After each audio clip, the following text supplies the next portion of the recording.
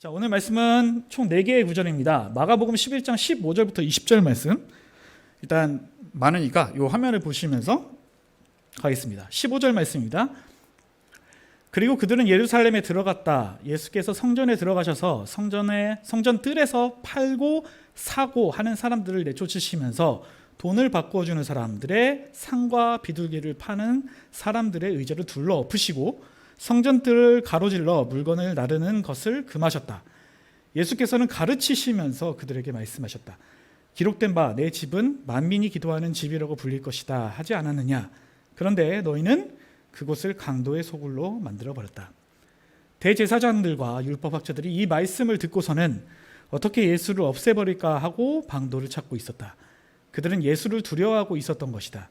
무리가 다 예수의 가르침에 놀라고 있었기 때문이다. 저녁 때가 되면 예수와 제자들은 을의 성 밖으로 나갔다. 네, 계속해서 다음 말씀입니다. 마태복음 21장 12절에서 17절 말씀입니다. 화면에 보고 함께 읽겠습니다.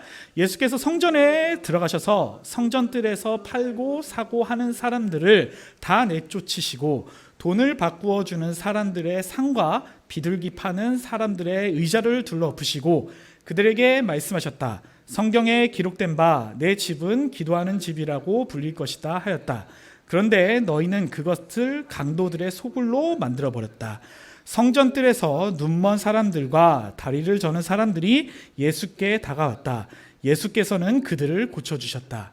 그러나 대제사장들과 율법학자들은 예수께서 하신 여러 가지 놀라운 일과 또 성전뜰에서 다윗의 손에게 호산나 하고 외치는 아이들을 보고 화가 나서 예수께서 말씀하셨다. 당신은 아이들이 무엇라 하는지 듣고 있소? 예수께서 그들에게 말씀하셨다. 그렇다. 주님께서는 어린 아이들과 젖먹이들의 입에서 찬양이 나오게 하셨다 하신 말씀을 너희는 읽어보지 못하였느냐. 예수께서 그들을 남겨두고 성 밖으로 나가 베다니로 가셔서 거기에서 밤을 지내셨다. 아멘. 계속해서 누가복음 말씀입니다. 함께 읽겠습니다. 시작. 예수께서 성전에 들어가셔서 장사하는 사람들을 내쫓으시며 그들에게 말씀하셨다. 성경에 기록하기를 내 집은 기도하는 집이 될 것이다 하였다. 그런데 너희는 그것을 강도들의 소굴로 만들어버렸다. 예수께서 날마다 성전에서 가르치셨다. 대제사장들과 율법학자들과 백성의 우두머리들이 예수를 없애버리려고 꾀하고 있었으나 어찌해야 할지 방도를 알지 못하였다. 백성이 모두 그의 말씀을 열심히 듣고 있었기 때문이다. 요한복음의 말씀입니다. 계속해서 읽겠습니다. 유대 사람의 유월절이 가까워져서 예수께서 예루살렘으로 올라가셨다. 그는 성전뜰에서 소와 양과 비둘기를 파는 사람들과 돈 바꾸어 주는 사람들이 앉아 있는 것을 보시고 노끈으로 채찍을 만들어 양과 소와 함께 그들을 모두 성전에서 내쫓으시고 돈 바꾸어 주는 사람들의 돈을 쏟아버리시고 상을 둘러 엎으셨다. 비둘기 파는 사람들에게는 이것을 걷어치워라. 내 아버지의 집을 장사하는 집으로 만들지 말아라 하고 말씀하셨다. 제자들은 주님의 집을 생각하는 열정이 나를 삼킬 것이다 하고 기록한 성경 말씀을 기억하셨다. 아멘. 자, 오늘 말씀은 총 사복음서에 나오는 성전 정화 사건을 본문으로 가져왔습니다. 이 본문은 비교해 보면은 그냥 쭉 읽으면 되게 비슷한 내용이네. 하나의 내용이네라고 생각할 수 있겠지만 요거를 좀 이제 유심히 살펴보면요 약간 좀 나눠 볼 수 있는데 처음에 그 부분에서 좀 잘라내고 여기가 약간씩 차이가 나는 부분인데 마가복음과 누가복음을 보면 대제사장들과 율법학자들이 말씀을 듣고는 어떻게 예수를 없애버리지 하고 방도를 찾고 있었다.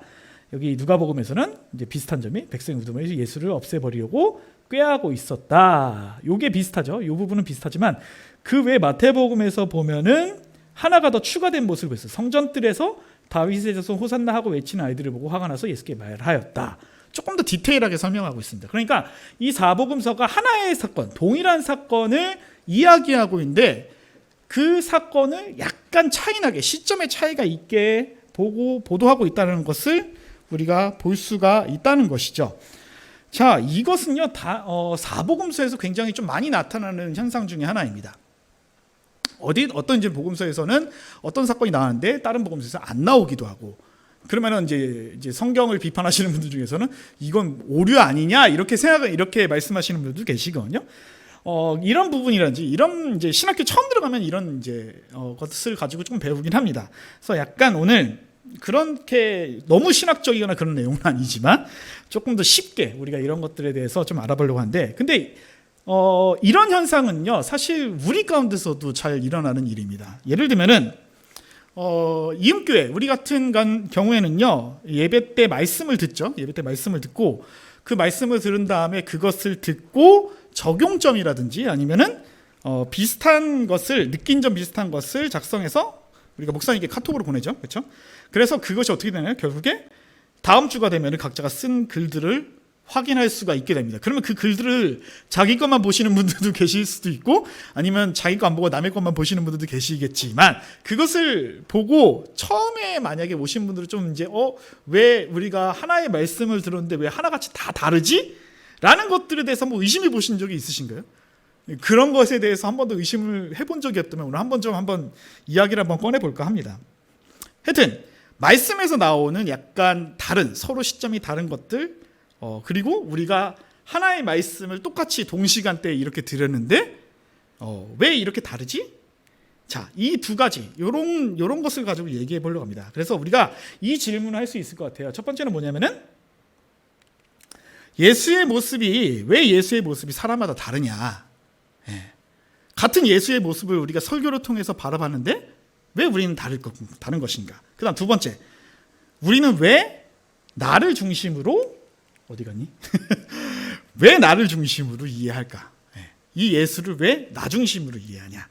자, 동일한 예수의 모습을 우리가 서로 다르게 이해하고 받아들이는 이유는요, 우리가 오늘에서는 이제 두 가지로 한번 살펴볼까 합니다. 첫 번째는 뭐냐? 성향. 그 다음에 두 번째는 성장 환경이 다르기 때문입니다. 자, 여기서 이 두 가지 중에 첫 번째 것인 이 성향이라는 것을 무엇을 뜻할까요? 성향이라는 것은 우리가 선천적으로 타고난 성격이나 기질이나 그런 신체적인 구조 이런 것들을 뜻하겠죠. 그 다음에 그 두 번째 있는 성장 환경은 뭘 뜻할까요? 그것에 반비례해서 후천적으로 형성되어 있는, 후천적으로 형성되어서 우리가 그 환경에서 자라나고 교육받고 했었던 그 환경을 우리가 말합니다. 자, 그렇다면은 왜 이 성향과 성장 환경이 동일한 사실을 다르게 받아들이냐, 다르게 또 인식하게 되는 것이냐? 자, 동일한 사실이면은 당연하게 동일하게 받아들여야 되는 것이 아닐까요?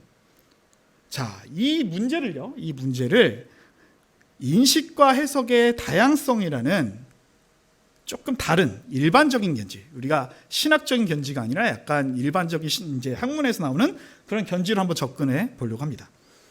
그래서 오늘 말씀이 약간 설교라기보다는 약간 교양 수업 같은 느낌이 날 거다라고 이렇게 이제 사실 말씀드린 것에 대해서 좀 이해를 하시고 넘어가셨으면 좋겠습니다. 자, 이 인식과 해석의 다양성, 그리고 이 문제는요, 나와 연관이 깊을 것입니다. 왜냐하면 성향과 성장 환경에 따라서 다르게 형성된 나가 동일한 대상을 다르게 받아들이기 때문에 우리의 인식이 서로 다를 수밖에 없다라고 생각해 볼 수 있겠죠. 굉장히 말이 어려워지죠. 최대한 쉽게 한번 해보겠습니다. 자, 우리가 어떤 대상을 인식하는 데 있어서 저것은 카메라다, 뭐 이것은 뭐다라고 인식하는 데 있어서 가장 중요한 게 뭐냐면요, 우리는 무엇으로 인식한다라는 것입니다. 뭐 수학적인 접근을 하면 x는 x다, x로 인식한다, 뭐 이렇게 설명할 수도 있거든요. 그래서 제가 좀 쉽게 이제 색깔을 좀 구분해놨고요. 같은 것이 아니라 다른 걸 이제 구분해놨고요. 자, 이거 좀 예시를 한번 좀 들어볼게요. 굉장히 약간 학문적인 내용이라서. 자, 이걸 한번 맞춰보시기 바랍니다. 이게 무엇인지, 이 사진을 보고 무엇으로 인식하는지 볼게요. 자, 이게 무엇인가요? 네, 다 요거는 쉬우니까 맞출 수 있겠죠. 스마트폰입니다. 뭐 스마트폰이라고 이렇게 입으로 말씀하시는 분들도 계시고, 또는 이건 아이폰이에요라고 이렇게 직접적으로 말씀하시는 분들도 계시고, 이제 나이가 있으신 분들은 뭐 핸드폰이라고 말씀하시는 경우도 있고. 그러니까 이게 다 동일하다는 건 느끼지만 이제 본인의 정보에 따라서 조금씩 이제 표현이 달라지죠. 자, 이 과정을 한번 볼게요. 이 과정. 이것을 보고, 자, 이 화면을 보고 이 봤다라는 것을 뭐 어떻게 표현했을까? 우리가 인식했다라고 표현할 수 있겠죠. 인식했다. 아, 저것은 인식했다라고 표현한 것이고, 그 다음에 어떻게 될까요? 그 다음 과정은 이것을 본 걸, 눈을 통해서 본 것을 가지고 우리의 머릿속에서, 기억의 저장소에서 동일하거나 또는 유사한 지식의 경험을 토대로 저것은 스마트폰이야 라고 해석을 하게 되죠. 왜냐하면 스마트폰이라는 것은 사실 이것뿐만 아니라 정말로 지금 이 순간에도 무수하게 많이 나오잖아요. 그렇잖아요. 물론 이제 정확한 지식을 일치하시는 분들은 아이폰이라고 명명하시는 분들도 계시겠지만, 스마트폰이라고 말했을 때 뭐 이 사진 말고 제가 다른 걸 사진을 가져와도 이것은 스마트폰이야라고 인식하는 것은, 아, 저렇게 생긴 것은 스마트폰이야라고 유추할 수도 있는 부분이 있겠죠. 예를 들면 제가 뭐 제3세기에 있는 정말 듣보잡한 그런 스마트폰을 많이 올려놨다면은 저거 스마트폰 아니야? 라고 이렇게 생각할 수도 있겠죠. 자, 좀 더 다른 얘기를 해볼까요? 자, 배가 고프다. 배가 고프다라는 말은 뭘까요? 배고픔을 느낀다라는 말이죠. 아까 전에 시각적인 부분이었지만 이번에는 감각적인 부분입니다. 자, 배고픔을 한번 설명해 봅시다. 이 배고픔을 어떻게 느낄까요? 어떻게? 배가 고프니까 배고픔을 느끼죠? 라고 이렇게 생각하실 수 있죠. 그런데 이거를 좀 더 쉽게 접근해 보려면요. 자, 생략된 부분인데 뭐냐면 아기들은요. 아기들은 배가 고픈 것과 배가 아픈 것을 구별하지 못합니다.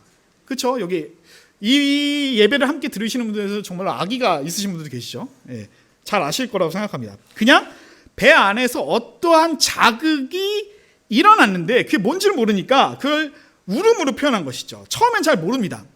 그런데 자라나는 과정에서 그 배 안에 있는 자극들을 반복적으로 경험하면은, 아, 이게 배가 고픈 것이구나, 아, 이럴 때는 배가 아픈 것이구나, 이런 것들을 구별할 수 있게 되는 거죠. 경험과 그런 것들을 반복해서 경험하면서. 그러니까 우리가 배가 고프다 하는 것은 무엇으로 인식하는 것이냐? 그냥 배고픔을 느끼는 것이 아니라 우리 뱃속에서 일어나는 어떠한 자극을 배고픔으로 느낀다, 인식하다라는 것이죠. 그래서 무엇을 무엇으로 인식하고, 무엇을 무엇으로 느끼고, 무엇을 무엇으로 경험한다라고 이렇게 볼 수가 있는 것이겠죠. 그러니까 우리는 어떤 대상이나 자극을 그냥 배가 아프네? 이것을 수동적으로 있는 그대로를 받아들이는 것이 아니라 그 대상을 무엇으로 파악한다라는 것이죠. 예.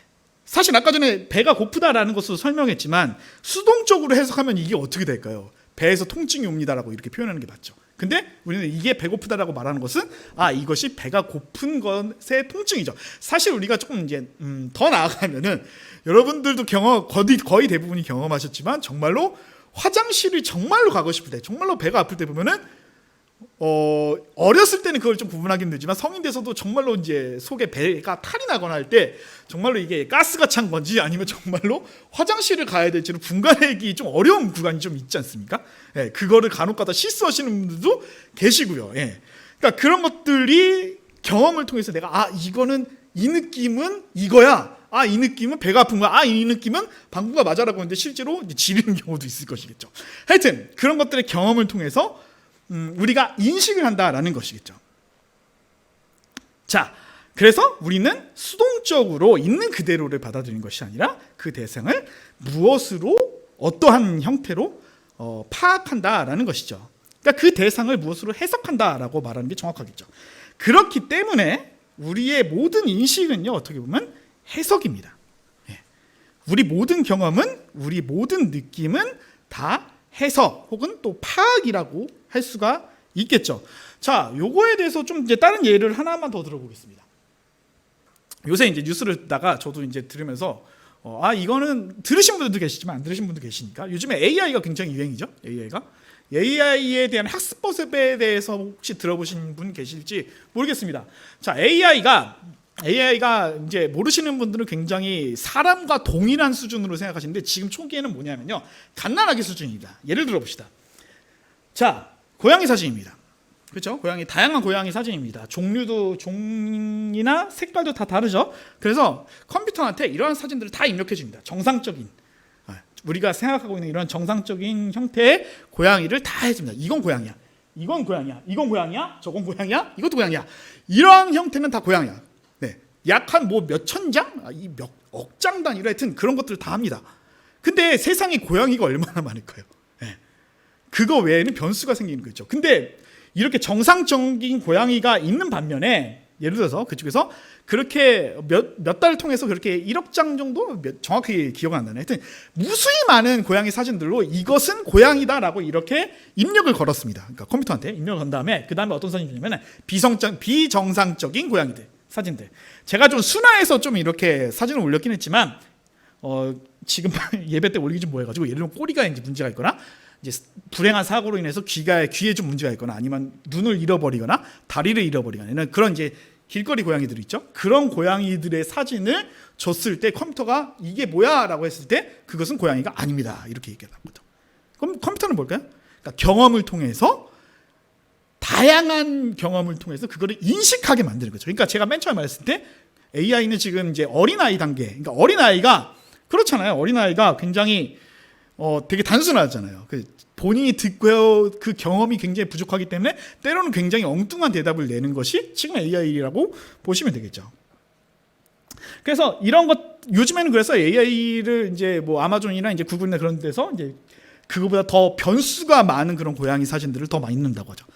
이건 사물이야. 그러니까 이런 것들이 계속적으로 발전이 되면은 지금의 뭐 얼마나 걸릴까요? 요즘 AI 기술이 19세기, 20세기, 21세기 넘어가고 22세기 넘어가는 그 시점에서는 지금 이렇게 올라가면 학자들이 말하길 그 그래프의 경도가 엄청나게 높게 올라간다고 하죠. 예. 그러니까 인간 수준으로 올라가기에는 이제 조금 남았긴 하지만 하여튼 그러한 수순을 지금 밟고 있다라고 이렇게 생각하시면 될 것 같습니다. 조금 다른 얘기겠지만. 네. 자, 요거는 좀 다른 얘기겠지만, 우리가 이 얘기를 한번 해보죠. 우리가 설교를 듣고, 지금은 이제 그런 걸 잘 못하지만, 이제 뭐 설교를 함께 이제 말씀을 들으신 분들하고 함께 이야기를 나누다 보면 서로 들은 것이 다르다라는 것을 느낄 수가 있습니다. 설교를 들으면서 나름대로 본인이 해석을 하고 있는 것이죠. 사실 이거는 정말 많이 다른 것 같아요. 예.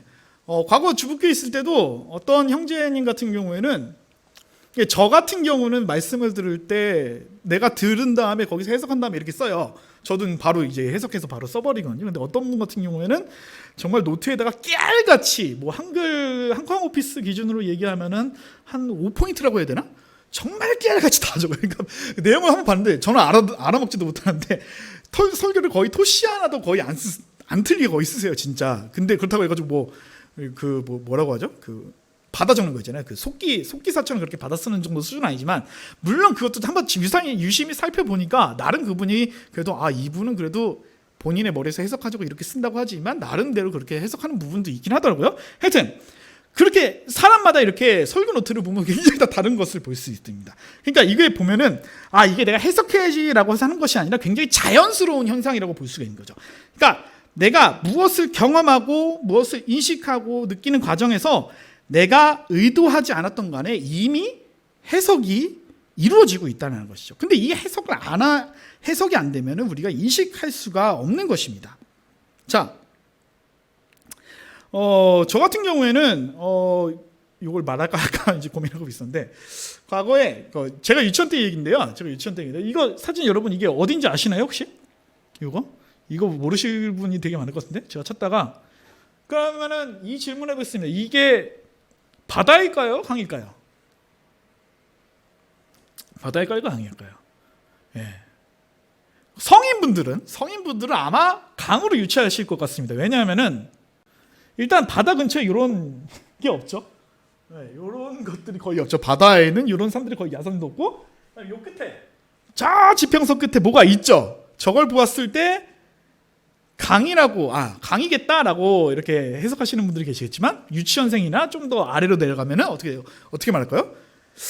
바다인 것 같은데 아닌가? 강인가? 라고 이렇게 해석을 할 거예요. 아이들 같은 경우에는. 제가 과거에 유치원 때 그랬을 거예요. 제 기억이.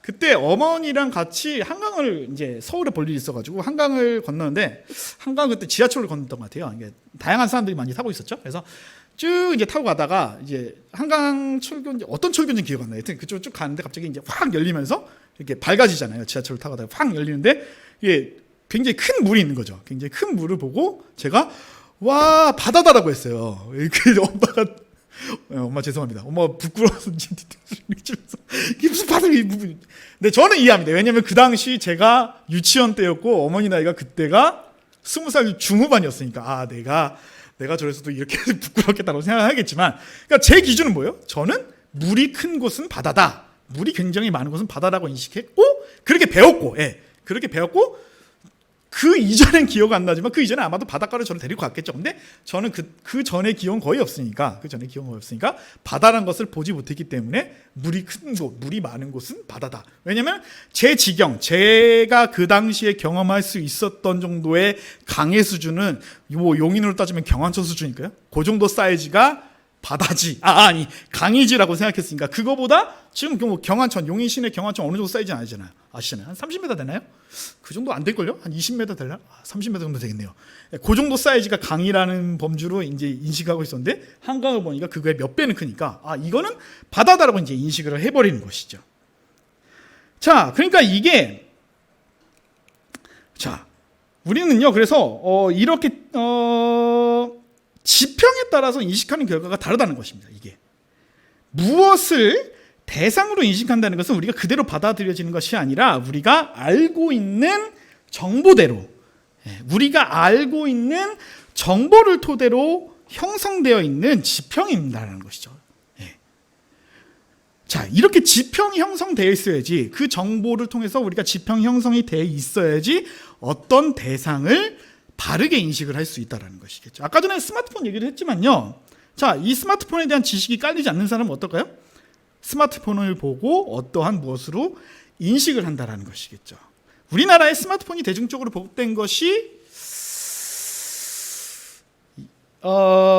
제 기억으로는 아이폰 3GS 정도부터가 본격적인 스마트폰 시대라고 알고 있거든요. 저도 그거부터 시작해서 본격적으로 스마트폰을 썼으니까 그 전에는 뭐 윈도우 모바일 뭐 기술적인 부분은 건너뛴다라도 그 전에도 있긴 있었어요. 저도 그거를 쓰긴 썼지만 그때를 스마트폰 시대라고 많이 부르진 않아요. 보통 아이폰 3GS를 해서 갤럭시 시리즈가 나오면서 이렇게 스마트폰 시대로 하는데 자 10년밖에 안 된 일이에요. 10년밖에 안 된 일이고 그리고 스마트폰이 처음 개발됐던 거는 그보다 한 20년 정도 전이겠죠. 그렇다면은 30년도 전에 사람들에게 이 물체를 보여줬다면은 그 사람들이 이게 뭘까요? 라고 물어보면 대체 당연히 알 수가 없겠죠. 그냥 웬 물체가 있는데 이게 뭔지 전혀 모르고 있다는 것이죠. 자, 그러니까 이 말은 뭐냐면은 우리는요 스마트폰을 인식하는 것이 아니라 이 물체를 스마트폰으로 인식한다는 것이겠죠.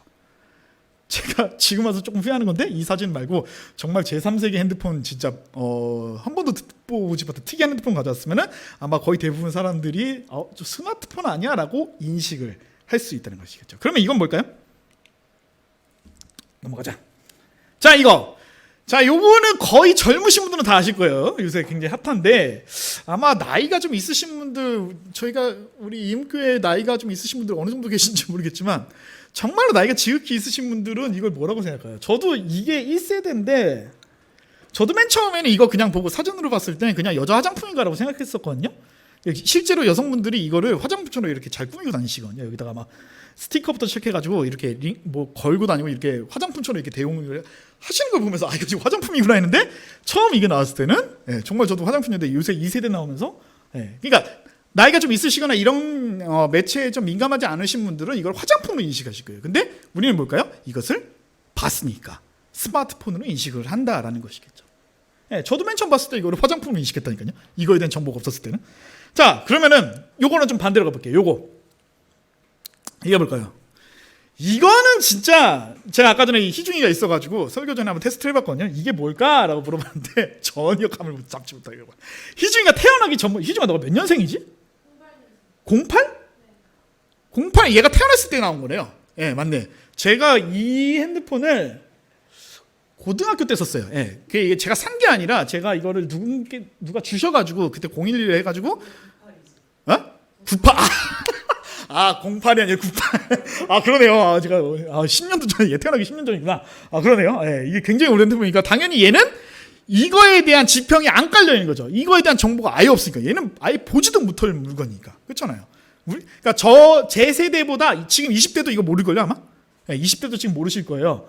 제 세대 정도 돼야지. 제가 이게 고등학교 때, 중고등학교 때 나온 거니까 저 정도 되는 나이가 돼야지 이거를 인식을 한다라는 것이겠죠. 자, 스마트폰과 핸드폰은 다른 물건이라고 볼 수 있는데 20대 미만의 사람들은 핸드폰에 대한 지평이 형성이 되어 있지 않은 사람들의 차이죠. 아까 제가 두 가지 사진을 보여드렸죠. 폴드랑 그 다음에 요 옛날 폰의 차이는 지평이 형성되어 있지 않는 사람들의 차이라고 볼 수가 있는 것이죠. 다른 예로 들어볼게요. 대학생들 보면요. 대학생들, 여기에는 대학생이 그러니까 없네요. 자, 대학생들 보면은 지난 과거를 한번 생각해 보시겠습니다. 1학년 때 정문서적 보면 어떨까요? 이게 뭐야? 까만 건 글씨고 까만 건 하얀 건 책이죠. 종이죠. 근데 4학년 때 그 책을 다시 보면 어떨까요? 그냥 읽혀지죠. 슬슬 읽혀지죠. 그게 뭔 차이일까요? 4학년이 대학생활 4년 동안 공부를 통해서 지평이 넓어졌기 때문이죠. 그러니까 이게 아는 만큼 읽히는 양이 다르다라고 보는 것이죠. 성경도 마찬가지입니다. 자, 성경에 대해 조금밖에 모르는 사람은요, 조금밖에 읽어내지 못하죠. 그렇죠? 근데 많이 아는 사람은 더 많은 것을 읽어낼 수 있는 차이가 있다는 것입니다. 그러니까 우리가 무엇을 또는 대상으로 인식한다는 것은 그냥 있는 그대로를 받아들이는 것이 아니라 우리가 알고 있는 정보를 토대로 형성되어 있는 이 지평을 토대로 인식을 한다는 것입니다. 그러니까 인식이라는 것은 단순히 수동적인 현상이 아니라 주체가 적극적으로 개입해서 이루어지는 능동적이고 적극적인 현상이라고 볼 수가 있겠죠. 좀 어려운 말이죠. 근데 그 전의 내용을 보면, 예시를 보면 어느 정도 이해하셨을 거라 저는 생각합니다. 자, 이 핸드폰 다시 한번 얘기를 꺼내볼게요. 도형으로 따지면 어떤 도형일까요? 희진아, 너는 이거 어떤 도형으로 얘기를 꺼내니? 어떤 도형인가요? 사각형. 그렇죠? 사각형. 다른 분들 어떤 도형인가요? 사각형이라고 말씀하시는 분들 계시고, 그 중에는 사각형이 아니라고 말씀하시는 분들도 있을 거예요. 이게 정확히 사각형인가요? 사각형의 정의가 뭐죠? 사각형? 4개의 각이 이루어져 있죠. 그렇죠? 근데 이건 어떤가요? 각이 있나요? 엄밀히 말하면 각이 없죠. 그렇죠? 정확히 따지면 라운드 사각형이라고 말해야 될까요? 그게 조금 더 정확한 표현이라고 말 수 있겠죠? 그렇죠? 자, 그러니까 이러한 사람들을 보시고 좀 답답하다, 왜 굳이 그렇게까지 생각이 그냥 단순하게 눈에 보이는 대로 바로 인식을 해야지라고 생각할 수 있겠지만, 이게 차이가 뭘까요? 그렇게 말하시는 분들 차이는 도형에 대한 지평이 조금 더 세밀하게 형성이 돼 있으신 분들인 것이죠. 이 지평이라는 것은요, 단순히 인식뿐만 아니라, 눈으로 보이는 그러한 인식뿐만 아니라 우리의 감정에서도 작용이 됩니다. 감정. 자, 감정에 대해서 예시를 꺼낸 건 뭐가 있냐면은 음악 같은 경우가 대표적일 것 같아요. 음악. 자, 여러분들 요새 음악을 많이 들으시죠? 요새 코로나 때문에 다들 집에 여러 가지 가전 장비들이 많이 늘어나는 것 같아요. 저도 많이 늘어나고 있고, 다른 분들도 다시 집을 개편하시는 분들, 음악 좋아하시는 분들은 뭐 여러 가지 장비를 사시는 분들도 계실 것 같아요. 자, 음악. 여러분들이 음악에 대한 장르는 다르시겠죠? 그게 차이가 어디에서 날까요? 거의 대부분이 연령층에서 차이가 많이 나는 것 같아요. 보통 음악을 많이 들을 때가 아마 청소년 시기가 아닐까 생각해요. 저도 청소년 시기 때 가장 많이 음악을 많이 들었던 것 같아요. 그때 유행했던 것들을 지금도 계속해서 좋아하시는 분들도 계시고, 음악을 계속적으로 좋아하거나 음악을 계속 파시는 분들 같은 경우는 그런 유행에서 계속 이렇게 고정화되어 있는 게 아니라 계속해서 이제 갱신해 나가시는 거예요. 저도 이제 찬양 인도하고 여러 가지 하다 보니까 음악을 좋아하는 장르 자체가 계속 갱신이 되더라고요. 왜냐면은 저는 이제 초등학교 6학년 때인가? 초등학교 3학년 때네요. 네, 초등학교 3학년 때 지금은 이제 사모님이 되신 은주 사모님. 그분에 의해서 서태지를 입문하게 됐습니다. 그 당시에 서태지가 처음 이제 1집이 나오면서 이제 그분이 지금은 사모님 되신 그분이 이제 열렬한 팬이셨거든요. 그래서 뭐 서태지 같은 경우 메탈 장르였죠. 그래서 그쪽으로 입문을 시작해서 중고등학교 때 메탈 장르로 듣다가 지금 이제 좀 넘어갔죠. 이제 변경이 되죠. 근데 이제 그런 거 듣다 보면은 저희 아버지나 저희 어머니는 뭐라고 말씀해요? 그게 음악이냐? 네, 그것도 음악이야? 그건 그냥 소음이지라고 이렇게 말씀을 하시는 것이, 말씀하시죠. 그때 그 말을 들었을 때 제 감정은 어떨까요? 이게 진정한 음악이지라고 이렇게 저는 속에서는 얘기하지만, 그러니까 아버지가 이제 차를 타고 가시다 보면 이제 음악을, 라디오 같은 거 트시거나, 이제 뭐 그 당시에는, 제 당시에는 카세트였죠. 그걸 트시면은 포크송이죠. 예, 포크송 들으면서 저는 이게 뭐냐 하면서 이게 음악이냐 제 소개로 이제 그렇게 생각을 하죠. 그러니까 음악에 대한 것도 세대마다 감각이 정말 다르죠. 뭐 지금 여기 계시는 희중이나 이제 목사님 같은 경우도 음악을 듣는 거에 비슷할 수도 있겠지만 좀 많이 다르겠죠. 왜일까요? 음악에 대한 지평이 다르게 형성이 돼 있기 때문이죠. 그렇잖아요. 트로트를 좋아하시는 분들도 계시고 이제 각자 다양한 장르도 계시겠죠. 예. 자, 우리의 모든 경험의 인식과 느낌 등을 포함한 모든 경험이 지평이라는 것에 작용된다라고 정리를 해볼 수 있을 것 같아요. 자, 이 우리의 인식과 경험에 작용되는 이 모든 지평을 가리켜서 세계라고 부를 수 있을 것입니다. 세계. 자, 우리는 그러니까 우리가 세계라고 말했을 때 한번 계속 얘기해 볼게요. 세계라는 것이 있죠. 세계. 저의 세계가 있고 여러분들의 각자에게 서로 다른 세계가 있습니다. 이렇게 말하면 어떤 의미인지 아시겠죠? 그러면은 왜 다른 세계가 있을까요? 왜? 자, 지평이라는 것은요, 경험을 통해서 형성이 되고 서로 다른 정보를 통해서 형성이 되는데, 여러분들이 지금까지 살아오면서 했던 그런 경험들이 각자가 다르고 다른 정보들을 가지고 있기 때문에 서로 다른 지평과 서로 다른 세계가 형성이 되어 있다는 것이겠죠. 자, 우리는요, 모든 대상과 감각을 인식하고 경험할 때 이 세계를 바탕으로 이해하게 됩니다. 그래서 사람마다 동일한 대상을 다르게 이해하고 다르게 감각하고 다르게 받아들이게 된다는 것이죠. 그렇다면 사람마다 다른 세계에 살고 있는데 왜 그런 것일까요? 자, 이 지평이라는 것은요, 정보를 통해서 형성을 하게 되죠. 그렇다면 서로 다른 지평과 서로 다른 세계가 형성이 된다라는 것은 그 사람들이 서로 다른 정보를 가지고 있다. 계속해서 얘기하고 있죠. 그 이유가 뭘까요? 서로 다른 경로를 통해서 정보를 받아들이게 되기 때문이죠. 그러니까 지평을 형성하는 데 있어서 사실 굉장히 다양한 것들에 의해서 영향을 미치는데 오늘은 우리가 편의상 두 가지 정도로 한번 얘기를 해볼게요. 우리가 지평이 형성되는 두 가지가 있는데 뭐냐? 전통과 미디어. 이게 우리의 지평을 형성하는 데 있어서 크게 작용하는 것입니다. 자, 첫 번째 전통이 뭘까요? 우리 성장 환경이죠. 성장 환경. 우리가 어떤 전통에서 자라왔냐. 어떤 사람은 유교 환경에서 자라는 사람도 있을 것이고, 함께 이렇게 예배를 드리는 사람 가운데서는 유교 집안 가운데서 어린 시절을 형성해 오신 분도 계시고, 기독교 가정 가운데서 계속 형성해 오신 분 계실 것입니다. 그 사람과 그 사람이 청소년 시기 때 애를 만났다고 칩시다. 어떨까요? 청소년 시기나 직장에서 만났다고 어떨까요? 어느 때가 되면 이제 저도 이제 간혹가다 경험하긴 하지만 옛날부터 경험했지만 그분은 제사를 가야 되는데 저는 기독교에서는 제사를 안 드리잖아요. 기독교 집안이니까. 그러니까 전혀 그거에 대한 그 고충이랄까 그런 것들을 전혀 이해를 못하는 것이죠.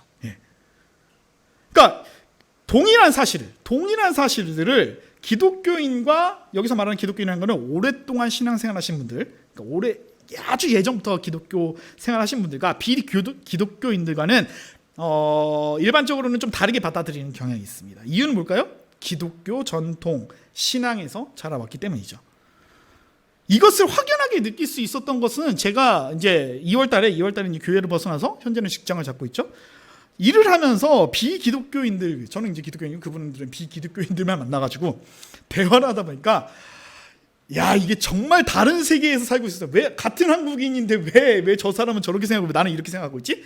저 사람은 나를 바라보고 제 표현대로면 외계인이겠다. 약간 외계인 같은 느낌이 되겠다. 저 사람은 완전 다른 대한민국 사람이 아니겠다. 여기서 말하는 대로 가면 다른 세계 사람이구나 라고 생각할 수 있겠다. 저도 저 사람을 보고 다른 사람을 생각하고 저 사람도 나를 보고 다른 세계 사람이겠구나 라고 생각했겠다라는 이제 그런 말들을 제가 목사님께 자주 나눴거든요. 자, 이음교회에서 예배를 드리시는 분들 가운데는 기독교에서 들어오신 지 얼마 안 되신 분들도 있는 걸로 저는 알고 있는데, 아직 만나 뵙고 그분과 이야기를 나눠보지 못했겠지만 그분들께서 이 교회에 맨 처음 들어오셨을 때 굉장히 이질감을 느끼지 않았을까 생각합니다. 나름 사실 이음교회도 굉장히 약간 열려있고 뭔가 다른 교회처럼 그렇게 뭔가 정형화되어 있지 않는 그런 교회라고 하지만, 그렇다고 하지만 교회에 딱 들어왔을 때 굉장히 큰 이질감 느끼지 않을까 그렇게 생각을 해봅니다. 예상을 해봅니다. 예. 저도 교회라는 곳을 이제 벗어나서 세상에 나와 보니까 굉장히 큰 이질감에 충격을 금치 못했던 것처럼 말이죠. 예. 이 차이는 뭘까요? 자란 환경과 전통이 달랐기 때문이라는 것이죠. 또 어떤 사람이 있을까요? 보수적인 환경에서 자란 사람도 있을 것이고, 또 어떤 사람은 좀 더 진보적인 환경에서 자란 사람도 있을 것입니다.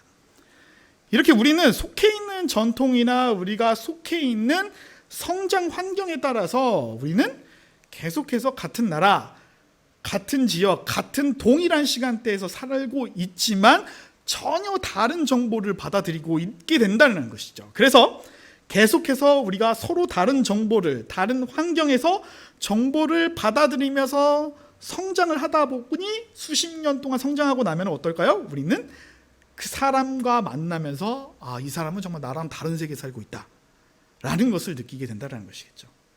21세기 한국에서 살아가고 있는 우리들마저도 인식과 해석이라는 견지에서 본다면 전혀 다른 세계에서 살고 있다는 것을 느낄 수가 있다는 것입니다. 그리고 두 번째, 우리가 어떤 미디어를 주로 사용하냐에 따라서 서로 다른 정보들을 받아들이게 됩니다. 요새 신문 보시는 분들은 없으시죠? 거의 신문사가 거의 인터넷 신문사로 많이 바뀌고 있죠. 신문은 정말 지면 신문을 정말 보기 힘듭니다. 거의 대부분이 스마트폰을 사용하셔서 뉴스를 거의 접하죠. 거의 뭐 포털 쪽으로 많이 이용하실 거고, 정말로 뉴스에 관심이 많으신 분들은 이제 각 언론사의 홈페이지에 들어가셔서 보시는 분들도 계실 것입니다. 뉴스를 또 어떤 식으로 보냐면은 각 회사마다 이 뉴스들을 보면 어떤 차이가 있냐면은, 여러분들도 다 어느 정도 공감하시는 내용일 거예요. 동일한 사실, 하나의 사건이 일어났을 때 각 회사마다 정말 다르게 해석을 하죠. 똑같은 하나의 사실을 바라봤는데 각 언론사마다 굉장히 다른 보도를 합니다. 정말 이게 같은 사건이 맞아? 비교해서 보면 정말 많이 다른 것을 느끼십니다. 자, 또한 요즘에는 뉴스 방송이나 신문사를 대체하는 그런 대안 방송들이 많이 나오죠. 유튜브를 통해서, 혹은 뭐 팟캐스트라든지 뭐 여러 가지 그런 것들을 통해서 등장하게 되면서 많은 분들이 유튜브를 통해서 뉴스를 많이 접하는 그런 시대 가운데 살고 있습니다. 사실 이거는 좀 나이가 있으신 분들이 좀 많은 것 같아요. 나이가 있으신 분들이, 저는 그러지 않을 것 같았는데 나중에 옆에서 보니까, 교회에 있으면서 어르신들 뵈니까 오히려 젊은 세대도 많이 본다고 생각했는데 어르신분들이 유튜브를 달고 사시더라고요. 오히려 진짜 대단하시더라고요. 그러니까 달고 사세요. 그러니까 그분들 유튜브를 좀 알고 있으신 분은 다 아시죠. 유튜브 메인 화면에 왜 그게 뜨는지, 유튜브 알고리즘이 수많은, 하루에도 엄청나게 많은 영상들이 올라오지만 왜 메인 화면에 그 영상이 뜨냐? 내가 자주 보는 영상을 유튜브가 AI를 통해서, 알고리즘을 통해서 자주 보는 스타일들을 그 메인 화면에 띄우죠. 그럼 어떻게 될까요? 만약에 자신이 보수 성향의 사람이다라면 보수 성향의 유튜브 영상을 더 자주 접하게 될 것이고, 진보 성향의 영상을 본다, 나는 그걸 자주 본다면 그런 영상을 더 자주 접하게 되는 것이죠. 그래서 과거랑 좀 달라진 점이 있다면요. 요즘 같은 명절, 요즘에 명절에 모이시나요? 이제 저희가 좀 안 모이는데 올해는 좀 이제 다 백신 맞아가지고 모일 수 있을까 하는데 이번에도 좀 힘들지 않을까 생각합니다. 하여튼 내년에는 좀 모일 수 있지 않을까 생각하지만, 어쨌거나 과거랑 현 세대랑 그 가족 모임에 좀 달라진 게 있다면 뭐였을까요? 과거에는 사실 스마트폰 시대가 전에는 논쟁이 있었죠. 사실 정치 얘기하시면 늘 싸우긴 하셨죠. 근데 요즘에는 그것이 좀 더 격해졌습니다. 과거보다 확실히 격해졌어요. 왜 그럴까요? 스마트폰 시대에 본인이 원하는 성향의 언론들을 계속 더 집중해서 보다 보니까, 예전에는 여지가 남아있어요. 상대 쪽 진영에 대한 여지가 남아있었는데 그 정치색이 과거보다 더욱 성향이 짙어지게 된다는 거죠. 거의 종교가 됐죠, 지금 먼저. 그래서 과거에는 사실 이제 언론사들이 좀 이제 어느 정도 중립을 지키려고 했었는데, 현재는 완전 한쪽으로 기울어진 보도가 되다 보니까 진보 성향 사람들이나 뭐 언론사를 압박하지 않는 그런 개인 방송으로 할 수 있는 공간으로 옮기면서 더 이게 쫙 벌어지게 되는 것이죠. 근데 이게 비단 이제 언론뿐만 아니라 사회가 그렇죠. 요즘 사회의 가장 큰 문제가 서로 이제 각 진영이 확 갈라진다는 거죠. 남녀 간의 갈등도 중간에 여지가 없잖아요. 뭐 페미니즘 부분도 그렇고, 뭐 결혼의 부분도 서로 간의 갈등 자체가 서로 대화 타협의 여지가 없죠. 거의 완전. 그냥 갈라서고 말지. 그런 형태로 지금 가고 있는 게 사실 지금 현대사회의 가장 큰 문제라는 것이겠죠. 자, 그러다 보니까 지금 말한 것의 여러 가지 이유로 인해서 서로의 세계가 과거보다 더더욱 다르다라는 것을 느낄 수 있는 것입니다. 자, 이렇게 서로 다른 세계에 살고 있기 때문에 동일한 사실이 다르게 보여진다라는 것이죠. 이거보다 지평이 다르기 때문에. 지평이 다르기 때문입니다. 자, 이 말은요, 이 연지는 독일의 게오르그 가다머라는 철학자가 현상학적 해석학의 관점을 빌려서 설명하는 내용을 토대로 가고 있습니다. 이 가다머가 이 현상들을 정리해서 다양한 학자들이 이것에 대해서 얘기했지만 이 사람이 말했던 것을 이제 얘기하면 해석이란 지평의 융합이다. 해석이란 지평의 융합이다. 어려운 말이죠. 오늘 계속해서 어려운 말 던지고 제가 계속 풀어서 해결하는데 이거에 대해서 좀 얘기를 해볼게요. 자, 성경의 이야기를 해봅시다. 자, 성경에 있는 모든 글들은요, 그 성경의 글들이 쓰여진 지평이 있을 것입니다. 그 사람이 살고 그 사람의 뭐 전통이나 그런 것들을 통해서 지평이 형성돼 있죠. 처음에 성서의 저자들이 성경을 썼을 때, 그리고 그 책에 바로 읽히는 그런 저자들이 이제 책을 읽고 있는 독자들이 봤을 때 그 지평이 어느 정도는 그래도 이제 맞았을 것입니다. 그래서 그 지평이라는 것은 2000년 전 고대 지중해 사회에서 일반적으로 형성돼 있던 그 지평이죠. 그 지평 속에서 성경이 쓰여졌기 때문에 우리가 성경을 정확하게 이해하기 위해서는 어떻게 해야 될까요? 그 시대의 지평이 어떤 것인지 알아야 하겠죠. 동일한 단어가 어떤 게 있으면 또 어떤 지평에 놓였냐에 따라서 그 뜻이 굉장히 다르게 이해가 될 수 있기 때문입니다. 사실 그거를 예로 들 수 있는 게 뭐가 있을까 생각하다가 그게 있겠네요. 복음. 우리가 복음이라고 말할 때 복음이란 단순하게 기쁜 소식이죠. 그렇죠? 우리가 그렇게 설명을 하죠. 자, 이스라엘 2000년 전에 이스라엘 사람들에게 복음이라는 것, 기쁜 소식이라는 것은 무엇을 뜻할까요? 로마로부터 해방. 로마로부터 해방으로 바로 이어지죠. 그렇다면은 현재 대한민국을 살아가는 사람들에게 있어 복음, 기쁜 소식은 뭘까요? 그러면은 굉장히 다양한 답변이 나옵니다. 굉장히. 사람마다 좋아하는 게 다르죠. 왜냐하면 지금은 전란의 시대가 아닙니다. 그 당시에는 전란의 시대였기 때문에 모든 사람이 만약에 이 질문을 우리가 광복 전에 만약에 이 얘기를 꺼냈다면은 그 당시 이제 기독교, 한국 기독교 초창기였으니까 그 사람들 1920년대, 10년대 사람들에게 복음을 전하면서 복음에 대해서 얘기하면 그 사람들, 그 민중들이 뭘 어떻게 인식을 했을까요? 일본으로부터의 해방을 자연스럽게 모든 사람들이 인식할 것입니다. 근데 지금은 어떨까요? 지금은 굉장히 다양한 것들이 나오겠죠. 근데 그 굉장히 다양한 것들을 하나로 묶어보면 뭐가 될까요? 부가 되겠죠, 거의. 지금은 부로 한 단어로 요약할 수 있을 것 같습니다. 그래서 일반적으로 우리가 전도를 할 때나 저도 이제 직장에서 이제 사람들하고 얘기하다 보면은 뭐 복에 대한 얘기를 간혹가다 하긴 해요. 기독교적인 얘기를 하다 보면은 그분들이 생각하는 복의 핵심은 역시나 부예요. 당연해요. 어떻게 보면 처음에는 예상은 했지만 당연하게 그렇게 나오죠. 그거를 강제로 바꿔야 되나라고 생각하다가 아니다, 그냥 일단 그냥 두자라고 이제 계속해서 관계를 맺어가는 중에 있긴 한데 어쨌거나 지금의 시대, 그러니까 2000년대의 복음과 지금 일반적인 사람들한테 복음은 굉장히 다르죠. 왜일까요? 지평의 형성이 다르기 때문이죠. 자, 그래서 성경을 우리가 제대로 보려면 그 시대 지평을 알아야겠죠. 그러면 당연히 역사적 배경을 알아야 할 것입니다.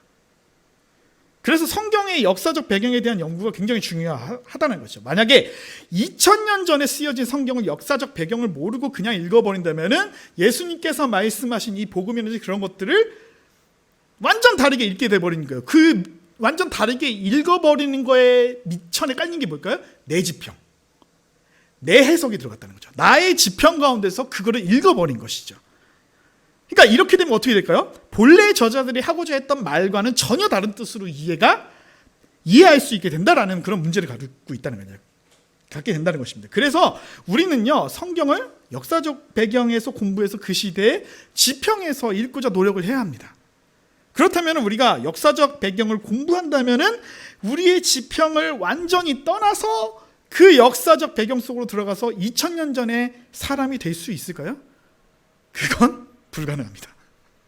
왜냐하면 우리가 2000년 전의 역사 배경을 이해할 때 그 배경을 무엇을 지평으로, 어떤 지평을 토대로 해서 그 배경을 이해할까요? 우리는요, 우리의 지평을 온전하게 떠날 수가 없습니다. 오늘 우리의 지평에서, 오늘 우리의 세계에서 그 역사적 배경과 또 그 배경에서 나온 성경책을 이해하게 된다는 것이죠. 그러니까 자연스럽게 우리가 성경을 읽다 보면은 2000년 전 성서시대의 지평과 오늘 우리의 지평이 나도 모르는 사이에 융합이 된다는 것입니다. 그 과정에서 해석이 일어난다는 것이겠죠. 자, 이러한 이 지평에 대한 융합은요, 모든 해석 작용에 나타난다는 것입니다. 예를 들어 보겠습니다. 우리가 영화를 친구와 함께 본다고 생각합시다. 친구, 요즘에 극장 가기 힘들죠. 뭐 집에서 한번 극장을 봐봅시다. 부부끼리 극장 영화를 하나 다 본 다음에, 좀 진지한 영화나 뭐 하여튼 뭐 그런 영화를 본 다음에 동일한 영화를 봤죠. 카페에서 차를 마시면서 영화를 보고 난 후기에 대해서 한번 대화를 한다고 생각해 봅시다. 어떨까요? 같은 영화를 봤죠. 같은 영화를 봤는데 거기에 동일한 영화를 봤는데 정보는 같긴 한데, 기본 정보는 같긴데 조금 다른 해석이 나오는 거죠. 왜죠? 내 지평을 떠나지 못한 상태에서 그 영화와의 지평과 내 지평이 융합이 됐기 때문에, 그래서 그게 해석이라고 볼 수 있는 거예요. 나 중심적으로 해석이 된 것이죠. 그러니까 전에도 제가 어떤 분하고 영화를 같이 봤는데, 조금 그때 뭐였지? 미나리였다. 미나리를 봤는데 그게 사실 좀 말이 좀, 이제 그 영화의 핵심 내용은 배경은 뭐였지? 아메리칸 드림이 가장 메인이거든요. 한국 사람들이 거기 가서 이제 거기서 이제 한국의 이제 아메리칸 드림을 꿈꾸면서 이제 힘들었던 과정을 통해서 부부가 서로가 이제 우리 좀 이제 도심으로 가야 돼. 애를 위해서 도심으로 가야 돼. 그다음에 남편은 그래도 여기서 우리가 이거 농작물을 심어야지 우리가 성공할 수 있어. 부냐, 가정이냐. 요 두 가지가 갈등이 일어나더라고요. 보통 이제 그게 핵심 갈등인데, 그것을 보고 그 영화를 보고 저랑 함께 영화를 봤던 사람이 싸웠어요. 이게 맞아. 그러니까 제 지평의 주관으로는 이게 정이야. 난 오히려 이쪽이 더 맞아. 이쪽이에요? 제가 막 이쪽이야. 아니, 그 사람은 이쪽이야. 서로의 지평이 충돌이 되죠. 내 지평과 영화에서 말하는 지평이 융합이 되면서, 그래, 저기 오라. 내 생각과 이 영화에서 말하는 저 주인공의 생각이 맞아떨어졌어. 그러니까 서로 영화를 완전 다르게 보는 거죠. 같은 영화를 봤는데 결론이 완전 다르게 된다는 것이죠. 그래서 지평과 영화의 융합이고, 그 친구와 지평의 영화의, 이게 말이 좀 꼬였네요. 자, 다른 예. 우리가 여러 친구들이 있지만 여러분 가운데서 이제 친구들 가운데 이해가 되지 않는 친구들 하나가 씻고 있죠. 근데 오늘 말씀을 토대로 생각해 보면 그 사람은 너무 다른 세계에 살고 있기 때문에 그 사람과 다르다라는 것을 느낄 수가 있습니다. 그런데 우리가 계속해서 그 친구와 관계를 이어가는 과정을 보면은, 그런 과정을 생각해 보면요, 대화하고 소통하다 보면 자연스럽게 이해가 된다라는 것을 스스로가 느낄 수가 있습니다. 어떻게 이게 가능한 거죠? 두 사람의 지평이 융합이 되는 과정을 통해서 서로가 이해가 돼서 가능해진다라는 것이죠. 그 친구의 지평과 나의 지평이 서로 완전히 달랐는데 계속해서 놓치지 않고 그것을 소통을 하다 보니까 새로운 것들, 정보들을 알게 되면서 지평이 넓어져서 그 사람과 나의 세계가 겹쳐지게 된다라는 것입니다. 이것을 바로 지평이 융합되어가는 과정이라고 보시면 될 것 같습니다. 자, 여기까지 들으시면서 하나 생각해 볼 것인데 뭐냐면, 우리의 생각이 그러면 주관적이냐 객관적이냐. 여러분들은 본인이 스스로를 생각했을 때 주관적이라고 생각하시나요? 객관적인 사람이야 라고 생각하시나요? 이런 말 들어보셨죠? 우리는 가급적 주관적인 판단을 가급적 지향하고 사물을 객관적으로 보도록 노력해야 된다라는 말을 그렇게 이제 우리가 배우기도 했죠, 실제로. 그 태도는 굉장히 좋은 태도입니다. 그런데 오늘 말씀을 듣다 보면은요, 우리가 아무리 객관적으로 사물을 보려고 노력해도 우리는 완전한 객관에 도달할 수 없다라는 것은 그런 결론이 나옵니다. 왜냐하면은 우리는요, 내 지평을 떠나서는 인식을 할 수 없기 때문에, 그래서 우리가 무엇을 인식하는 순간에 이미 우리의 지평이, 우리의 주관이 그 인식에 작용되었기 때문에 완전한 객관적인 인식 자체는 불가능해진다라고 말할 수가 있다는 거죠. 그래서 이 주관과 객관은 둘로 딱 나눌 수가 없이 얽혀져 있다는 것을 알게 됩니다. 자, 맨 처음 우리가 던진 주제, 우리는 왜 나를 중심으로 예수를 인식을 하는가?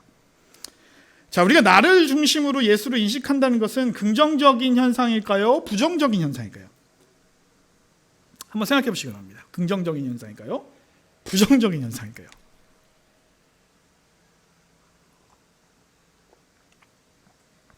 자, 이것은요, 긍정, 부정을 따지기 전에 너무나도 당연한 것입니다.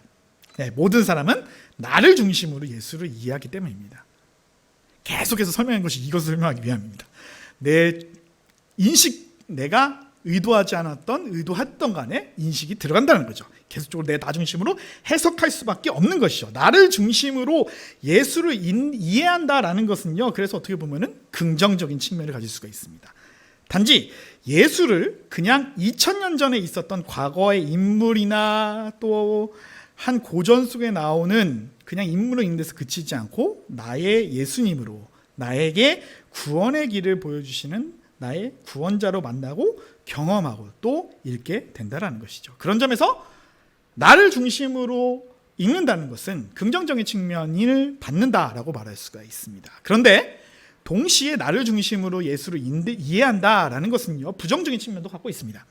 왜냐하면 우리는 본래 모든 것을 주관적으로, 객관적으로 인식하는 것이 아니라 우리의 모든 인식에는 주관이 개입될 수밖에 없는데, 그런데 우리가 아예 작정해버리고 주관적으로 나 중심으로 인식하겠다, 이렇게 작정하고 아예 인식을 해버리면 어떻게 될까요?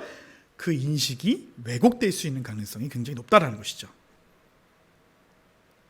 자, 본래의 그 예수의 모습과 전혀 다른 내 마음대로 내가 이용하고 또 악용하고 오용할 수도 있는 그런 예수의 이미지가 만들어질 수 있겠죠. 그렇기 때문에 우리는요, 나 중심성을 벗어나려고 끊임없이 노력할 필요가 있다는 것입니다. 끊임없이 노력해도 결국엔 내가 거기에 개입될 수밖에 없거든요.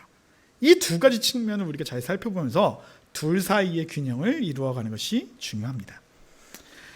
자, 우리가 계속해서 복음서를 중심으로 말씀을 듣고 있죠. 계속해서 복음서를 중심으로 말씀을 듣고 있습니다. 코로나 시대의 개인 영성 생활에 좀 더 중점을 두고 사는 그런 시대이죠. 기도의 시간도 더욱 가지시고 시간을 더 내서 말씀을 한 책을 읽을 때 더 집중해서 말씀을 읽는 시간을 더 확보하셨으면 좋겠습니다. 나 중심성을 벗어나서 복음서가 말하는 그 예수가 누구인지 알기에 더욱 힘쓰시는 여러분 되시기 바랍니다. 그러나 그럼에도 불구하고 우리는 나 중심적인 이해를 완전히 벗어날 수 없는 존재라는 것을 인식하면서 나 중심적인 이해가 부정적인 방향으로 가지 않고 긍정적인 방향으로 작용될 수 있도록, 그래서 내가 만난 예수의 모습이 더 풍성해지고 더 온전해질 수 있도록 은혜가 풍성한 시간 되시길 주님의 이름으로 소원합니다.